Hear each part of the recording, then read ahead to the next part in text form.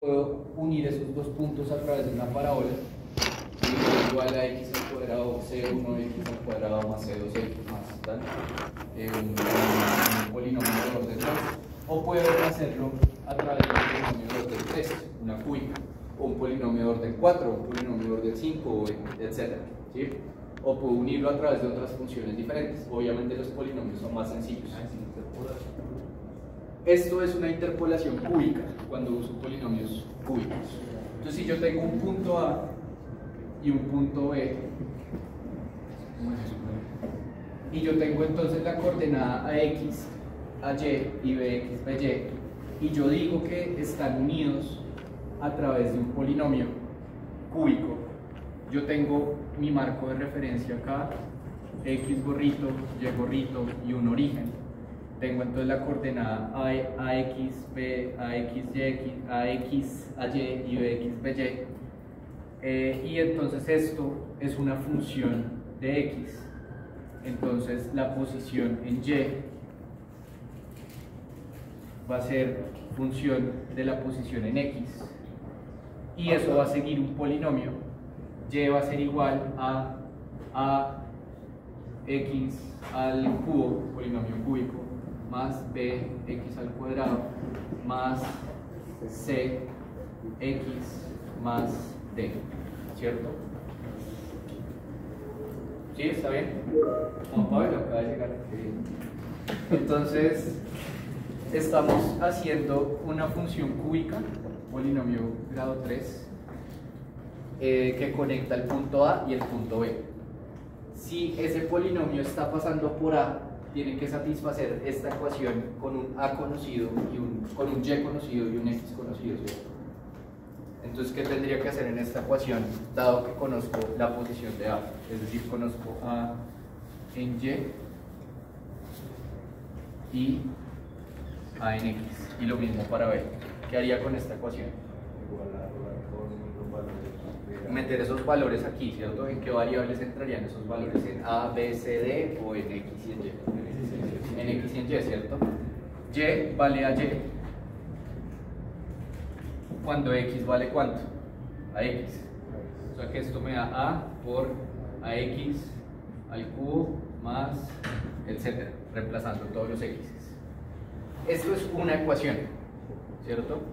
Este punto me va a dar otra ecuación, que va a ser también, que sería B en Y igual a, que es el mismo A porque es el mismo polinomio, por Bx al cubo más, etcétera, donde reemplazo todas las X.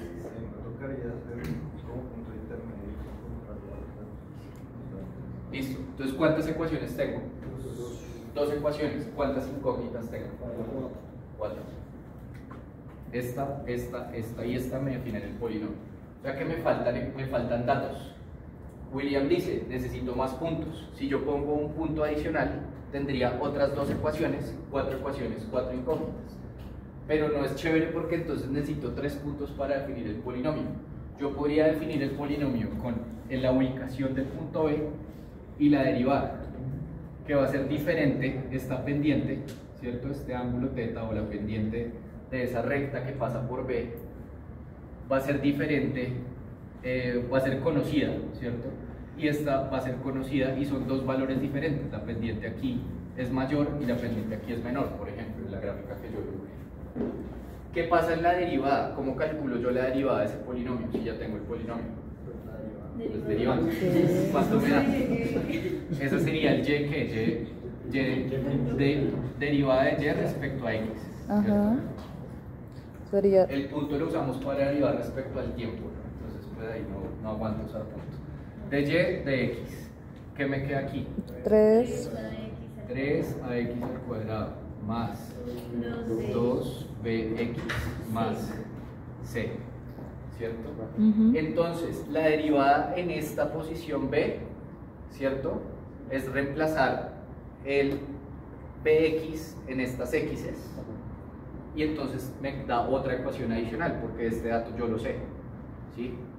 Yo sabría que yo quiero una pendiente particular, yo quiero forzar una pendiente aquí. ¿Qué quiere decir esto? Que estoy pasando por los 2 puntos y entre esos dos puntos hay varios polinomios, unos con unas pendientes mayores, por ejemplo, y otros con unas pendientes más suavecitas. Y yo escojo qué valor de pendiente le quiero dar en los dos vértices, en los dos extremos. Bien, entonces, si yo ya sé el valor de la pendiente, pues meto el valor de la pendiente acá y lo hago para este punto y para este punto, completando 4 ecuaciones con 4 incógnitas. Y eso ya me restringe y me define un único polinomio. Por eso se utilizan polinomios cúbicos, porque aprovechamos los datos de las posiciones y pendientes de dos puntos y no requerimos otra información adicional. Entonces, solo marcando puntos ya me va a dar una curva, aprovechando esta información. Pero ustedes no tienen una trayectoria abierta como está esta, ustedes tienen una trayectoria cerrada. Y entonces 4 puntos les van a permitir mover como toda una superficie curva cerrada. Fíjense que los puntos que yo estoy definiendo aquí, yo los puedo definir también con vértices de control. Los vértices de control no me están definiendo exactamente la localización de dónde empieza y dónde termina la curva, sino me están definiendo las pendientes. Y las distancias que hay entre ellas y las pendientes terminan calculando dónde está el punto, porque pues tenemos ángulos y tenemos distancias, podemos calcular el punto. Es otra definición diferente, es una relación matemática adicional, pero también aplica lo mismo, es el mismo concepto. Me gusta más trabajarlo así porque es más visual para definir las trayectorias y no tengo que mover los puntos individualmente. Pero lo podemos definir por los puntos también. Esta trayectoria sigue siendo abierta, ¿cierto? Entonces voy a hacer una trayectoria cerrada en Inventor. Vamos a coger el spline y voy a darle muchos más clics. Vamos hasta acá. Listo. Este punto, si es una trayectoria cerrada, ¿qué restricción tendría que tener con este punto? Entonces vamos a coincidirles. ¿Listo? Pero es una trayectoria suave. Yo no quiero que haya cambios de pendiente tan drásticos. ¿Qué significa que sea una trayectoria suave aquí en este punto? Que estas dos son colineales. Entonces yo puedo coger colineal y decir que esta sea colineal con esta. Y ahí ya tengo una trayectoria suave, definida por 4 puntos. Entonces, pero los puntos que nos van a dar en el parcial son yo los les voy a dar vértices. estos puntos. Ok. Y ustedes pueden en Inventor meter los puntos y ahí sacar la definición, o pueden hacer el cálculo con las ecuaciones de los vértices de control, como quieran. De hecho, deberían hacer las ecuaciones con los vértices de control para poderlo programar automatizado. Esas ecuaciones están en Wikipedia, en splines en Wikipedia, y las encuentran. Pues es usar esto, o sea, realmente no tiene mayor dificultad. Entonces, igual si quieren el horario de atención, podemos ir y revisar el código de cómo podrían sacar los vértices de control y podemos cuadrarlo. Pero para este parcial es importante el orden en el que nos dan los puntos. ¿Por qué? O sea, si te fijas en el que habías puesto antes, tú tenías una que se entrecruza, pero ahí fuiste de acá para arriba y te devolviste. En cambio, si vas a esos mismos puntos, como... O sea, si yo recorro esto en esta dirección versus lo recorro en esta dirección. No, si yo O voy sea, de un más. vértice en diagonal a otro, así. Ah, sí. Ah, no, obviamente tienen que ir en las manecillas del reloj, ¿cierto? O sea, tienen que ir en secuencia. Si yo lo cruzo así, lo que estoy haciendo es cambiando esos puntos. Sí, pero por eso... Nosotros se los damos en orden, sí. En el ejemplo sí tenías uno que se cruza. Sí. ¿Qué fue lo que hice en el ejemplo? En el ejemplo yo lo que hice fue esto mismo que está acá, cogí uno de estos puntos y lo empecé a arrastrar. Y ahí van a ver cuándo es que se cruzan. ¿Sí? Pero nosotros lo que les vamos a dar son los puntos en orden, ¿no? Punto 1, 2, 3, 4. Fíjense que si yo los pienso como 1, 2, 3, 4 me da la misma figura. ¿Sí? Porque están en la misma ubicación y pues van en orden. ¿Listo? No se los vamos a dar cruzados. Ok. ¿Listo? Entonces, nosotros les damos esos 4 puntos y su código debería poder calcular esa trayectoria que estamos generando acá. Ese es el trabajo que ustedes tienen que hacer. ¿Listo? ¿Qué más habría que hablar de splines? Ya hablamos de las ecuaciones que las forman. Ya hablamos de las restricciones que habría acá en el dibujo. La otra opción también es darle los splines no con los vértices de control. Juan Felipe, ¿qué opina? Mejor les damos los splines definidos con los puntos por donde pasan. Sí. Más bien así, más fácil, ¿cierto? Sí. Es que los vértices de control es como lo hicieron en Disney, entonces pues era para replicarlo igualito. Pero listo, les damos los puntos así, 4 puntos. Pero cambia. Pero pues es más visual, o sea, es inmediato saber dónde están los puntos, mientras que de la otra forma tienen que hacer un calculito adicional. Sí, se los damos así, Juan Felipe. Listo. Entonces, si yo tengo estos puntos, ¿qué puedo hacer yo para poder programar la síntesis del mecanismo que me produzca esos datos? Es síntesis de 4. Vimos síntesis de 2 posiciones, vimos síntesis de 3 posiciones. Esto sería síntesis de 4 posiciones. ¿Qué vieron cuando leyeron Norton en la parte de análisis de síntesis de mecanismos analíticos? Si yo tengo 3 posiciones en un 4 barras, eso es un sistema cerrado de ecuaciones.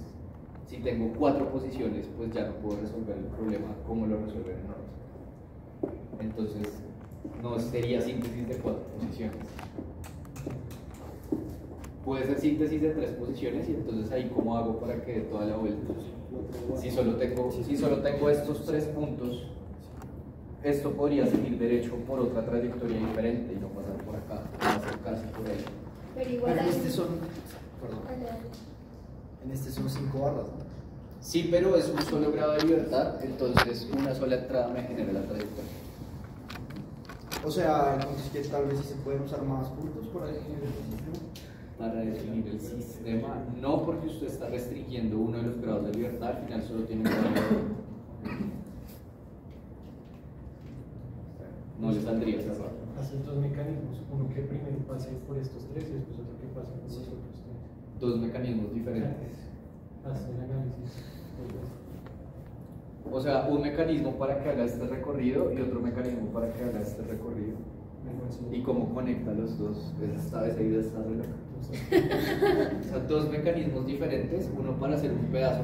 Si es un robot de Disney, no vamos a ir con Piratas del Caribe, va a salir Jack Sparrow y va a hacer un movimiento ahí chistoso y es con nuestro mecanismo que nos inventamos.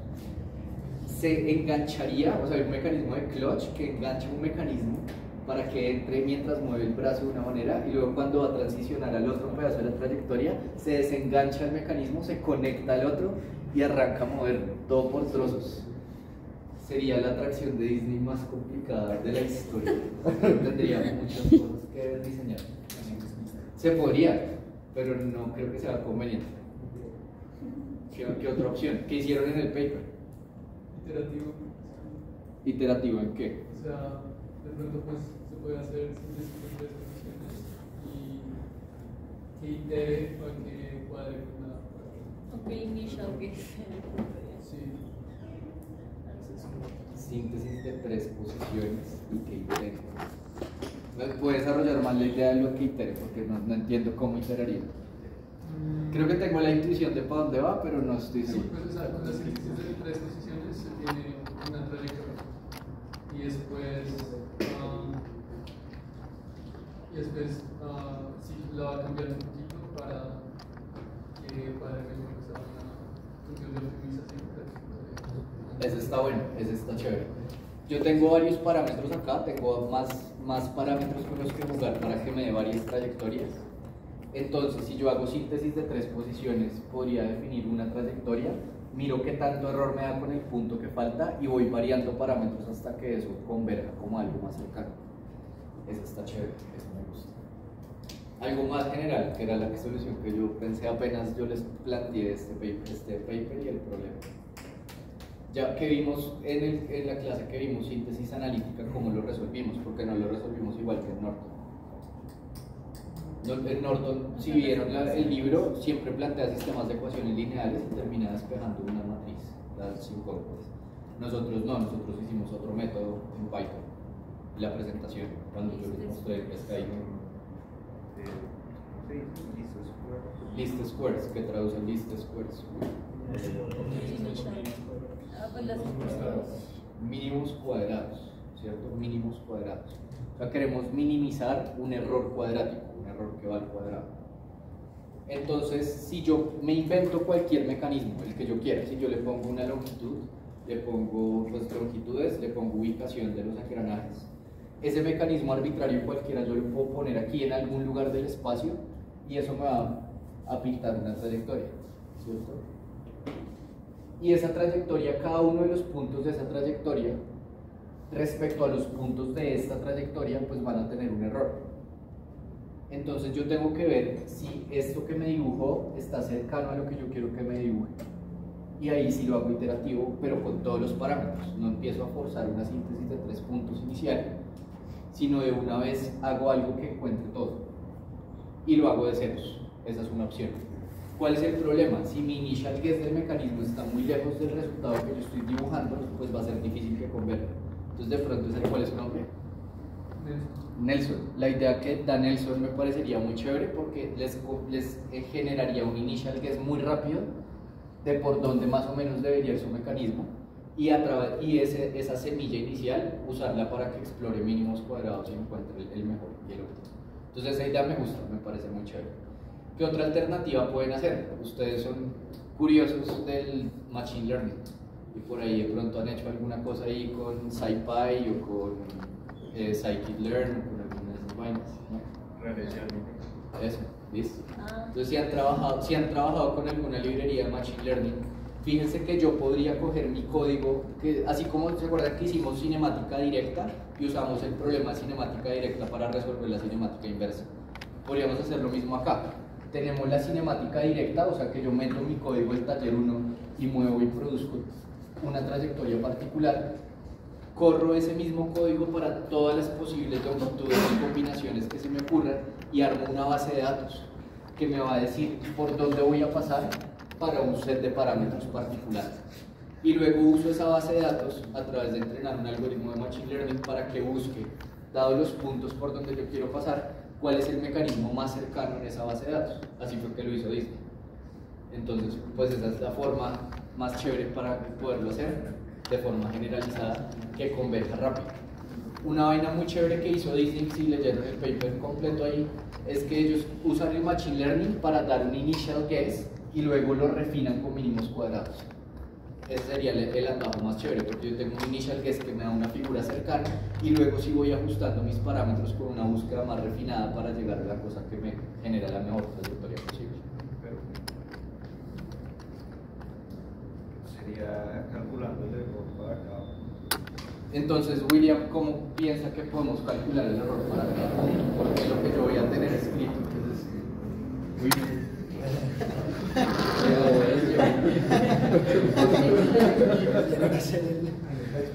ustedes vienen de ahí, ¿qué curso será? ¿Eso será que precalcula? Una encuesta rápida de aquí, ¿quiénes pasaron por precálculo? Ahorita creo que mucha gente pasa por precálculo.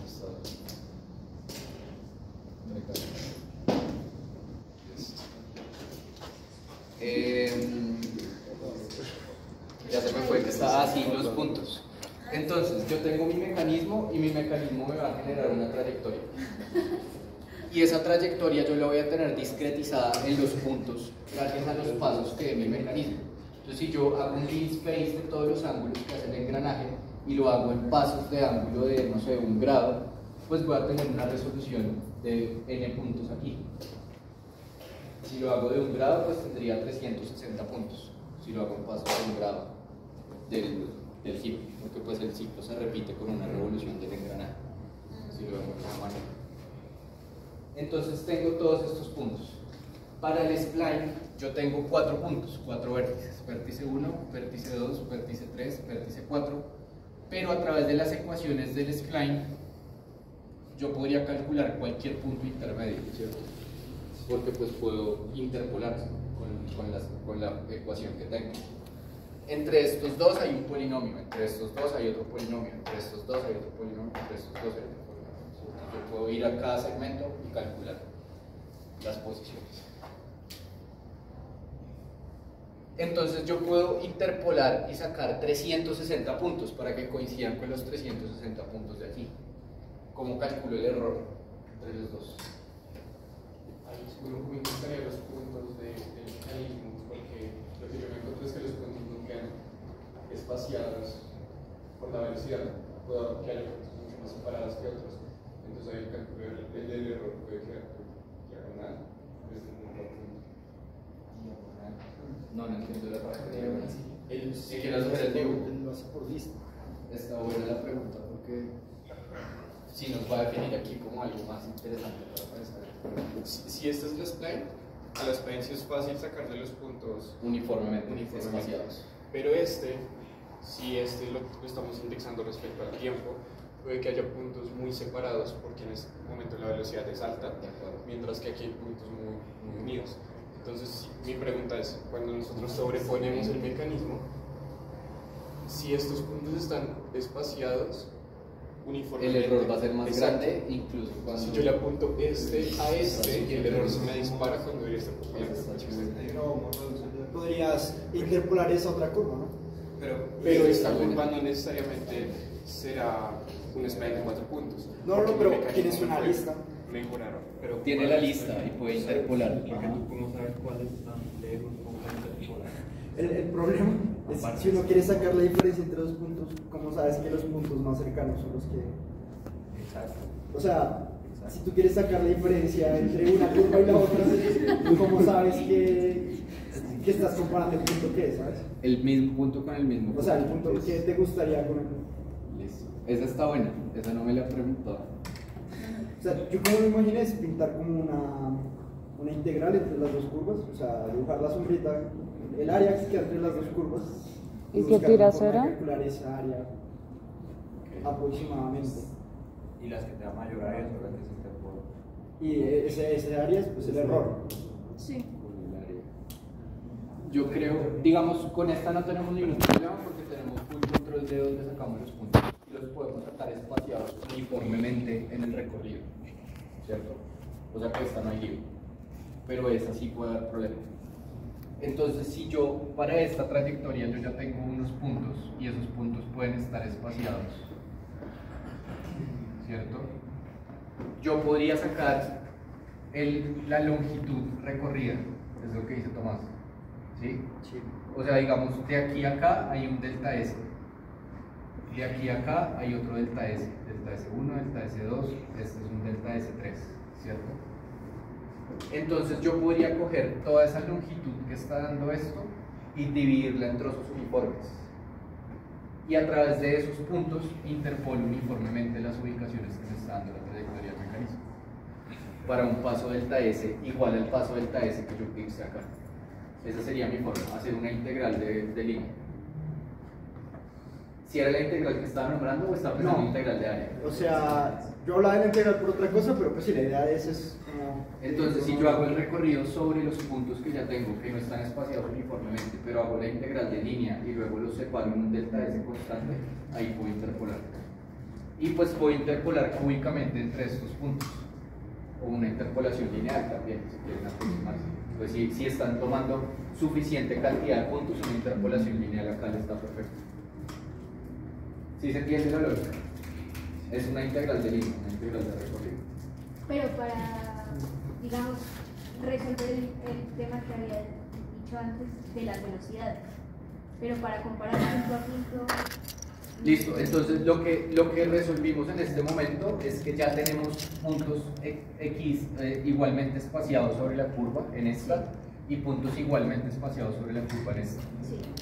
Ahora, ¿cómo hago yo para saber el error? Porque yo podría ver el error comparando este punto con este, pero también podría comparar este punto con este, y son dos cosas diferentes.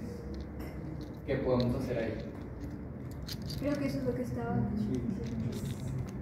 A eso es lo que me refería al área, porque pues, es muy complicado poder comparar el punto que es con el otro punto que es.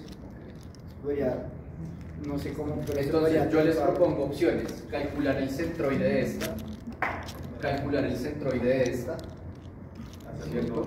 Superponerlos y luego comparar por ángulos, un barrido de ángulos de 0 a 360, los puntos que estén más cercanos. Y ahí ya lo tendrían.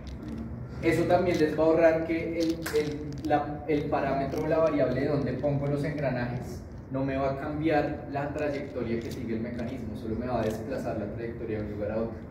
Entonces yo podría hacer mi cálculo del mecanismo tratando de centrarlo sobre esta geometría, luego sí hacer la trayectoria y luego buscar todos los parámetros para no optimizar también la posición del mecanismo de una vez en el mismo lugar. Está chévere.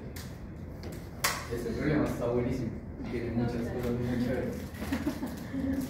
Entonces sí, yo lo que haría sería tomar el centroide y espaciarlos y comparar, digamos, si yo tengo este dibujo y alineo los dos centroides, voy a tener dos curvas alineadas por su centroide.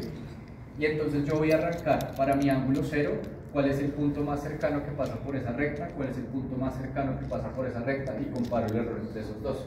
Y luego sigo así como todo el reloj. Y ahí comparo el resto. Creo que esa sería la forma más elegante. No, tal vez no es tan elegante. Si tienes otra vez el problema de los puntos, porque digamos donde la longitud es larga vas a tener más puntos que donde es corta. No, porque yo ya los espacio uniformemente con el paso anterior. Pero con respecto a tu curva, por ejemplo, comparando el largo del azul con la roja, cuando se vuelve así, acá, ajá, vas a tener más puntos en la parte azul. sí, pero pues al final mi algoritmo va a iterar otra vez, ¿no? Y entonces va a tratar de traer esto hacia acá. Y cuando ya estén cerca, pues el error ya no va a ser tan importante en ese aspecto. Y porque al final, pues es mucho más paila arreglar, es mucho más contribuyente al error total este error, que de pronto, no sé, el error de este pedacito. Sí. Pero lo que digo es, Entonces, si tú suma quieres más. coger punto por punto, digamos la roja va a tener 10 puntos y la azul va a tener 15. Sí, por eso digo que escoge el punto más cercano, o sea, sé lo que está más cercano. Ah, ya, cierto. En cada ángulo. En cada ángulo y hago el barrido alrededor de la trayectoria. Está muy bueno, creo que está logrado. Pero pues insisto que creo que está bien haberle bajado un poquito el nivel, que no todos tengan que hacer todo ese proceso porque pues es dispendioso. No, espérate. ¿Qué dice esto? O sea, Que igual sí, es- esto es lograble, pero es bastante trabajo más que el requisito mínimo que hagan una sola trayectoria. Pero no sería mejor hacer como unos salidas haciendo barridos, intentar hacer un barrido de, yo qué sé, 6 ángulos, hasta que ellos den. Después, ya que tienes esa figura que hace esos 6 ángulos siempre, hacer otro Uy, barrido chévere. con otros ángulos distintos. Y así puede hacerlo más Sí, rápido. más rápido. Eso está buena idea, sí. Digamos, dice Diego, ¿cierto? Sí. Que yo no tenga como muchos puntos acá, sino una versión cruda muy rápida de la trayectoria, como con 4 puntos o 6 puntos, y haga la comparación de esos nomás inicialmente. Y una vez ya el error esté debajo, ahí sí ya creo más puntos y lo voy refinando. Es como un problema que vaya cambiando dinámicamente en las iteraciones. Ah, yo pensaba que Está esto muy chévere. venía después de garantizar un buen initial guess. En teoría sí, pero pues yo estaba pensando en initial guess que les diera algo por ahí, pero ya está metiendo todos los puntos, entonces Ok. pues es una buena idea ir como cambiando el nivel de refinamiento durante la evolución de la iteración. Esa idea está muy buena. Oiga, estuvo bueno esto. Salió chévere. ¿Y cuánto tiempo tenemos para...? ¿Cuánto tiempo tenemos? Juan Felipe. Se va hasta la semana 10. El parcial oficialmente está. O sea, tenemos también semana de receso y Semana Santa, ¿no? O sea que teóricamente nosotros tenemos hasta antes de Semana Santa, ¿no? Sí, es verdad. 3, 4 semanas. Y tenemos la 4 semana semanas de receso. pero se llama semana de receso. Es que antes se llamaba, cuando yo estaba con ustedes, se llamaba semana de trabajo individual. Creo que ¿En se llama serio? semana de trabajo autónomo. Ah, se llama semana de trabajo autónomo. No es receso. Semana Santa. Eso ya es peregrina.